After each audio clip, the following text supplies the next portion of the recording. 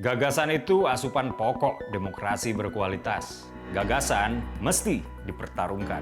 Yang terbaik akan menang. Semakin banyak politik gagasan mengisi panggung, politik identitas tak punya tempat bernaung. Simak Gagasan UKI. Assalamualaikum warahmatullahi wabarakatuh. Salam sejahtera untuk kita semua. Om Swastiastu, Namo Buddhaya, salam kebajikan.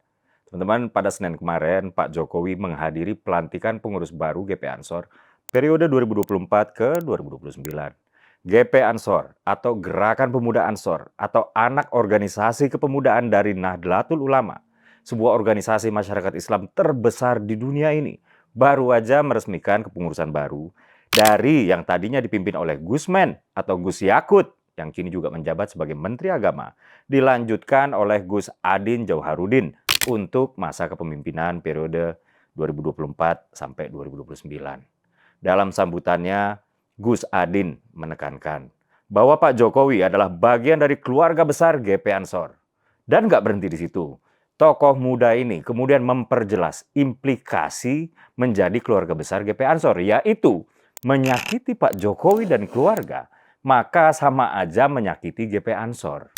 Di samping, Gus Adin juga menyematkan julukan baru bagi Pak Jokowi, yaitu pahlawan Indonesia sentris. Ya memang nggak berlebihan kok, setelah puluhan tahun negeri ini merdeka, baru di era Pak Jokowi, paradigma membangun negeri itu bergeser dari yang tadinya Jawa sentris menjadi Indonesia sentris.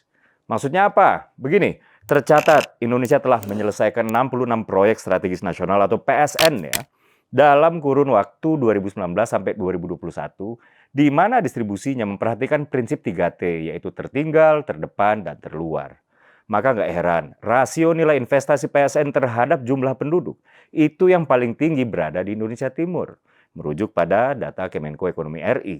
Nah, pembangunan berorientasi Indonesia sentris ini sudah berbuah manis, terutama ya di Indonesia Timur yang selama ini sering terlupakan, teman-teman. Ketimpangan tercatat menurun dari rasio gini 0,414 pada 2014 menjadi 0,381 pada September 2022 kemarin. Sementara data September 2023 belum dirilis. Teman-teman, pertumbuhan tertajam Indeks Pembangunan Indonesia atau IPM ya, itu juga tercatat banyak ada di belahan timur Indonesia, yaitu Papua, Papua Barat, dan ada juga yang ada di Gorontalo. Padahal kalau cuma mau popularitas nih, ngapain capek-capek bangun Indonesia Timur? Toh penduduknya cuma 10%. Mending fokus di Jawa Bali yang dimana penduduknya hampir 60% sendiri. Nah itulah yang membedakan seorang politisi dan seorang negarawan. Kembali kepada acara pelantikan pengurus baru GP Ansor. Dalam pidatonya, Pak Jokowi seolah menyambut baik frasa yang diucapkan oleh Gus Adin tadi, yang bilang menyakiti Jokowi berarti menyakiti GP Ansor, ya.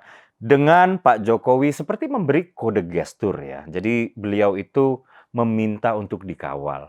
Dikutip dari kantor berita IDN Times, Pak Jokowi dalam pidatonya secara khusus tuh bilang begini, biar nggak sendirian saya juga minta dikawal. Masa tadi ketum PBNU dikawal, ketum GP Ansor dikawal, saya enggak, kata Pak Jokowi yang kemudian direspons oleh dua orang anggota Banser yang kemudian berdiri di belakang kiri Pak Jokowi dan belakang kanan Pak Jokowi. Bukan Pak Jokowi ya teman-teman, kalau nggak mengeluarkan jurus gestur yang bermakna simbol-simbol yang dapat ditafsir secara politis. Dalam pidato tersebut, Pak Jokowi menekankan bahwa kondisi global sedang kritis. Perang bersenjata di mana-mana mengakibatkan kondisi ekonomi global serba nggak menentu. Perang Rusia-Ukraina misalnya mengakibatkan harga gandum naik, sehingga harga roti, mie, dan lain-lain juga naik. Konflik bersenjata di Timur Tengah mengakibatkan harga minyak juga naik, ya pasokan gas terganggu. Belum lagi kalau kita bicara kurs nilai tukar mata uang yang naik turunnya bisa cepat banget. Sekilas aja nih ya, konflik orang lain seperti jauh dari kita.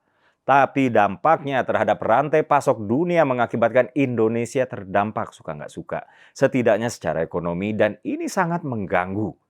Oleh karena itu Pak Jokowi mengingatkan bahwa stabilitas nasional adalah yang paling utama. Persatuan adalah modal mutlak. Mirip ya dengan pesan-pesan yang digaungkan Pak Prabowo, presiden terpilih kita. Teman-teman, sepertinya memang Pak Jokowi yang akan dilanjutkan kerja-kerja baiknya oleh Pak Prabowo. Paham betul bahwa stabilitas nasional adalah yang paling utama seperti yang saya bilang tadi. Nah, alhamdulillah GP Ansor mendukung komitmen persatuan tersebut. Seperti pantun Gus Adin ketika berpidato sebagai ketua GP Ansor yang baru. Gus Adin bilang begini, dari Ngawi menuju Karangkates, sepanjang jalan berjajar pohon sawo. Bapak Jokowi memimpin dengan sukses akan dilanjutkan oleh Bapak Prabowo. Mesra sekali ya. Lanjut ya teman-teman. Jadi mesra dengan Pak Jokowi. Lalu siapa yang dimaksud oleh Gus Adin soal menyakiti Pak Jokowi dan keluarga ini? Saya nggak mau jawab. Teman-teman aja yang jawab, mungkin di kolom komentar. Siapa yang sekiranya nyerang Pak Jokowi dan keluarga terus? Yang jelas, mereka pasti bersin-bersin dengar GP Ansor berada di barisan Pak Jokowi. Akhir kata mengutip kiai panutan saya, Kiai Haji Abdurrahman Wahid atau Gus Dur.